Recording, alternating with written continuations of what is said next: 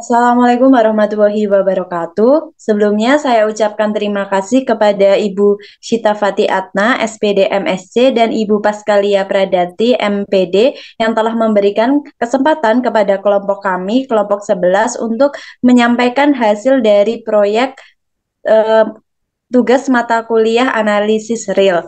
Sebelumnya, perkenalkanlah kami dari kelompok 11 yang beranggotakan.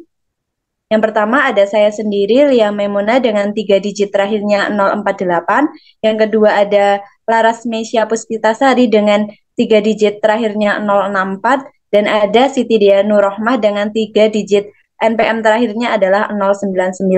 Di sini kami akan membahas mengenai konsep dasar limit. Yang pertama ada teorema 4.5. Nah, teorema 4.5 ini mengenai kriteria divergensi. Nah, misalkan ada A subhimpunan dari bilangan real, di mana F dipetakan dari A ke bilangan real, dan C titik limit dari A. Nah, ada dua kondisi. Yang pertama yaitu misalkan L anggota dari bilangan real, maka lim fx itu tidak sama dengan L jika dan hanya jika terdapat barisan xn di A dan xn itu tidak sama dengan C, di mana x ke C. Nah, untuk setiap n anggota bilangan asli sehingga barisan xn konvergen ke C tetapi barisan fxn itu tidak konvergen ke L. Nah, untuk kondisi yang kedua yaitu fungsi f tidak mempunyai limit di C jika dan hanya jika terdapat barisan xn di A dengan xn-nya itu tidak sama dengan C untuk setiap n anggota elemen bilangan asli sehingga barisan xn itu akan konvergen ke C tetapi barisan fxn itu tidak konvergen di bilangan real. Nah, untuk lebih memahami, kita masuk ke latihan soal yang pertama, yaitu di sini kita akan membuktikan bahwa limit X menuju C di mana dari sin seper X itu tidak ada. Nah, penyelesaiannya kita misalkan dulu GX-nya itu sama dengan sin seper C untuk X tidak sama dengan 0. Nah, di sini akan ditunjukkan bahwa lim X menuju C dari GX itu tidak ada dengan cara menunjukkan dua barisan XN dan YN, di mana XN-nya itu tidak sama dengan 0 dan YN-nya juga sama, YN-nya tidak sama dengan 0. Nah, untuk setiap bilangan asli N sehingga lim XN itu sama dengan 0 dan lim YN itu sama dengan 0. Tetapi lim GXN itu tidak sama dengan lim GYN.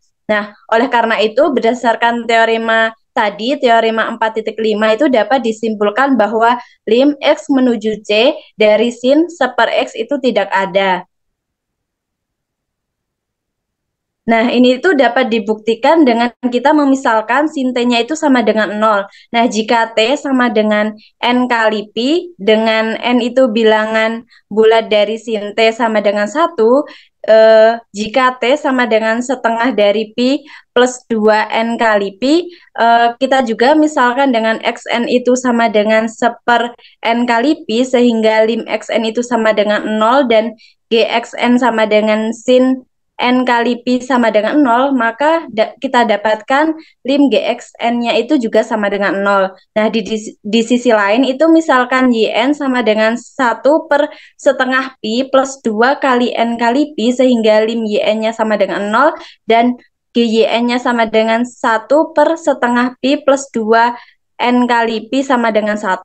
Nah, maka didapatkan lim GYN-nya itu sama dengan 1. Sehingga dapat disimpulkan bahwa lim X menuju C dari sin seper X itu tidak ada.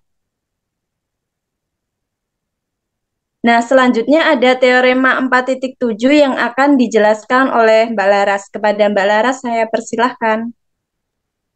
Yang selanjutnya yaitu mengenai teorema 4.7, di mana misalkan A subhimpunan dari bilangan real dan F merupakan fungsi yang memetakan A terhadap bilangan real dan G juga merupakan fungsi yang memetakan A ke bilangan real dan C titik limit dari A dan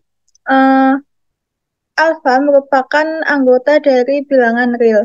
terdapat dua kondisi, yaitu yang pertama jika limit X menuju C, Fx sama dengan L, dan limit X menuju C, Gx sama dengan M, maka untuk yang pertama yaitu limit X menuju C, F plus Gx sama dengan L ditambah M. Kemudian untuk yang kedua yaitu limit X menuju C untuk F min G, X sama dengan L dikurangi M. Kemudian terdapat yang ketiga yaitu limit X menuju C untuk F dikali G, X sama dengan L dikali M. Yang terakhir yaitu limit X menuju C untuk alpha F, X sama dengan alpha dikali L.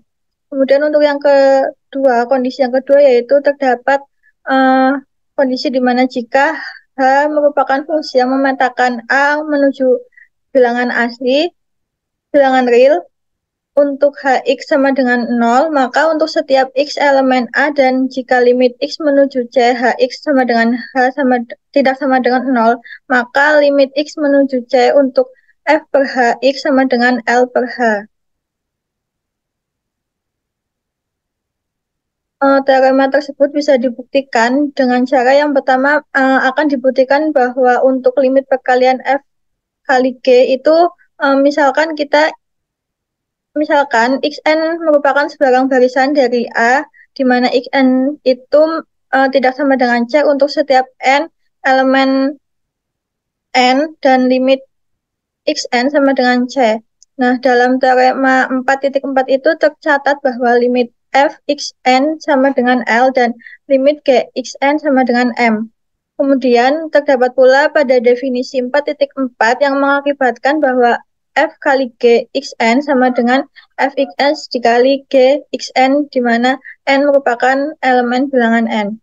Kemudian selanjutnya digunakan teorema barisan bilangan real, di mana akan diperoleh limit limit F kali G xn sama dengan limit F xn dikali G xn. Kemudian menjadi limit F xn dikali limit G xn, yang merupakan sama dengan L dikali M. Nah, teorema 4.4 ini mengakibatkan bahwa limit X menuju C, di mana F kali Gx sama dengan limit F G xn sama dengan L kali M. Untuk lebih jelasnya yaitu masuk ke latihan soal, di sini terdapat soal berdasarkan teorema 4.7, tunjukkan bahwa limit X menuju 2 itu dari X pangkat 3 min 4 per X kuadrat per 1 sama dengan 4 per 5. Nah, untuk penyelesaiannya kita tinggal substitusikan X sama dengan 2 ke dalam fungsi X pangkat 3 min 4 per X pangkat 2 plus 1. Di mana X pangkat 3 sendiri menghasilkan 8 dan dikurangi 4 menghasilkan 4, kemudian X pangkat 2 itu menghasilkan 4 dan ditambah 1 sama dengan 5, sehingga terbukti bahwa limit tersebut bernilai 4 per 5. Sekian, saya kembalikan ke moderator. Baik, terima kasih Mbak Laras atas pemaparannya. Nah, untuk teorema 4.9 mengenai teorema Apit akan disampaikan oleh Mbak Dea. Kepada Mbak Dea, saya persilahkan. Baik, terima kasih Mbak Lia atas waktu dan kesempatannya. Untuk selanjutnya yaitu teorema 4.9, yaitu teorema Apit. Nah, di sini berbunyi, misalkan A subset bilangan R dengan 3 fungsi FGH yang memetakan A ke bilangan real atau R dan C titik limit dari A. Nah, jika berlaku Gx lebih dari Fx dan Gx kurang dari Hx. Nah, untuk setiap X elemen A dan X tidak sama dengan C, dan jika limit F di C sama dengan limit H di C adalah L, maka limit G di C adalah L. Selanjutnya, Mbak.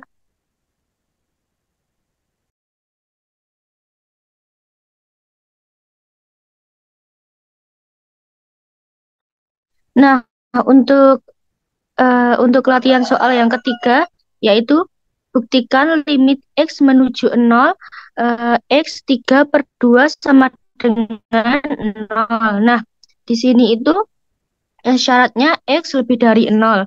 Nah, terus penyelesaiannya itu yaitu misalkan fx sama dengan x pangkat 3/2 untuk x lebih dari 0. Nah, karena ketidaksamaan dari teorema Apit itu x pangkat setengah itu lebih dari x dan x pangkat setengah itu kurang dari 1.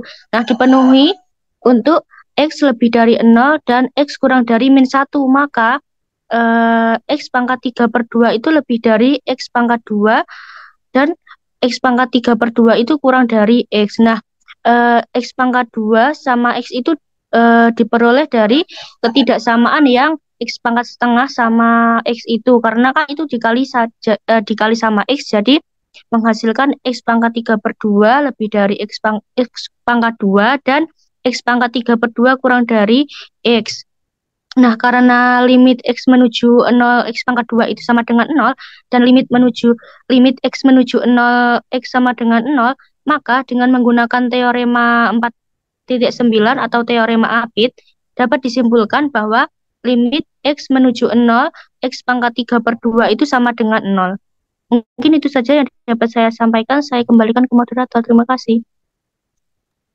Baik, terima kasih Mbak Dea atas pemaparannya. Mungkin itulah pemaparan dari kelompok 11. Apabila ada salah kata, kami mohon maaf. Kami akhiri. Wassalamualaikum warahmatullahi wabarakatuh.